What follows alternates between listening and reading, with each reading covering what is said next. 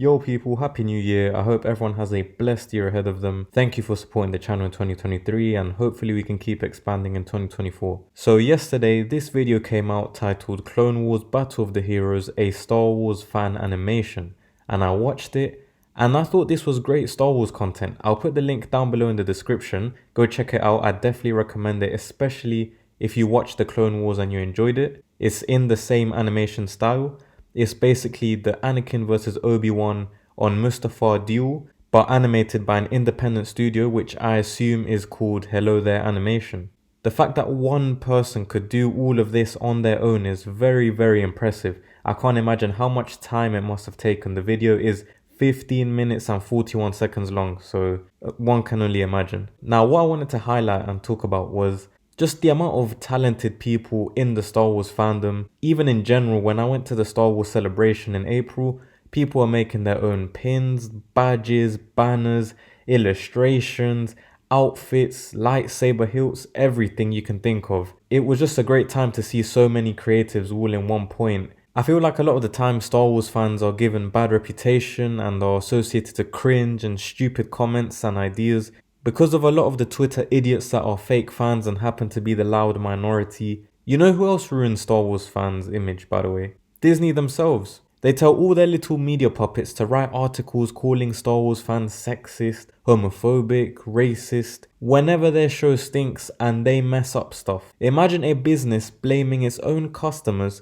for their own bad decisions and business ideas. The ego is unbelievable when it comes to these people, and then they cry when they get low views and lose money. With all the trash content Disney is doing with Star Wars, it's literally getting to the point where more and more people in the fan base are starting to make their own personal canon, myself included, and we'd rather see what the fans have to make rather than the corporate soulless idiots. Even if you can tell that fan-made stuff has low budget, the stories are always pure, they have good intentions, and they have somewhat substance to them, unlike the Disney stuff, and that is what counts. That's all the fans want to see, a good story. The fans will always be right, and they will always understand things better than the corporate bots who have the privileged position of having control and power over projects. A lot of the time, the people in charge of these projects don't even have a clue about Star Wars. Another thing, we don't want to see or hear any real world politics in this fictional world. It just doesn't make sense. I'll put some more links down below in the description of other pieces of content that I've enjoyed that are fan made. If you want to go check them out, go and do so. If there's any that I've missed out or you know someone, then feel free to put them down as well in the comment section below. We'll start with this Star Wars SC-38 Reimagined, which was made by one person,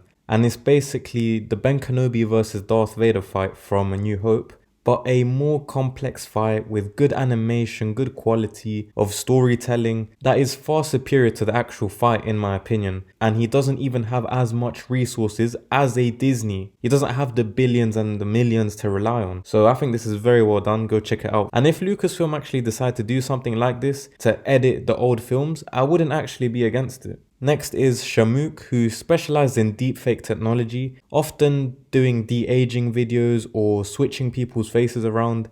The video that actually helped him to blow up and get recognition was the Luke Skywalker return in The Mandalorian. He did his own version and it actually looked a lot better than the billion-dollar Disney while being a one-man army. And apparently these days he works over at Lucasfilm, and that's why Luke Skywalker looked a lot better in the Book of Boba Fett. So shout out to him as well, go check him out for sure. Look at his other videos, he's done Spider-Man related content, Black Widow, Han Solo, all of that stuff. We also have Star Wars Theory, who has his Darth Vader movie. He's currently working on the second Darth Vader movie, as well as recently teasing upcoming content to do with Luke Skywalker. Whether you like this guy or not, and whether you like the content creators or not, one thing that you have to respect about all of them is that they're making this content because they like it and it's for the fans. They get zero profit, zero money from making all of these things because of copyright reasons, but the fact that they still do it for the entertainment of other people is something that you have to respect. Last but not least is just seeing all the PC mods for games such as Battlefront 2, doing what EA and the people over at Battlefront 2 were too lazy to do. The game still holds up now. And if they did actually do constant updates, that game would never get old. PC players are actually living the life when it comes to that. I've seen so many different mods Ahsoka, Darth Revan, and the list goes on. Funny how people rarely go to these extremes of making this type of content for the sequel stuff though. I can't imagine why. But yeah, anyways, as always, let me know your thoughts down below in the comments. Drop a like on the video if you enjoyed. Sub to the channel if you haven't already. Thank you for your time and have a great rest of your day and a happy new year ahead of you.